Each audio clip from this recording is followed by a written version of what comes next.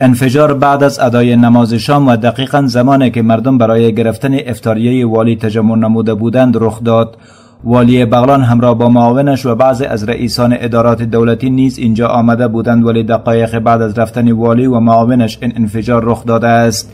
شاهدان عینی میگویند ماین در یکی از طاقچه های صحن مسجد جاسازی شده بود و زمانی که مردم برای گرفتن افطاریه که از جانب والی تهیه شده بود هجوم بردند منفجر شد. و دکتر عبدالعلیم غفاری معاون ریاست صحت عامه ولایت بغلان میگوید در این حادثه نزدیک به 30 تن زخمی ولی کسی کشته نشده است. قدم از اثر انفجار صورت گرفته در مسجد جامع ولایت بغلان که موقع نزدیک به افطار و البته پروگرام ختم قرآن عظیم الشأن بود اونجا که جمع کثیری از شهروندا و اراکین دولتی به شمول مقام ولایت و قماندان صبحانیه و اینا مسئولین اداری و نظامی اشتراک کرده بودند.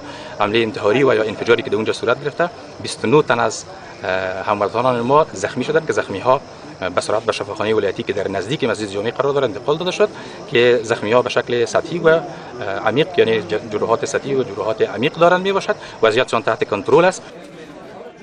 تا حال فرد یا گروهی مسئولیت این بمبگذاری را به دوش نگرفته، ولی مقامات دولتی آن را کار مخالفین مسلح دولت می دانند.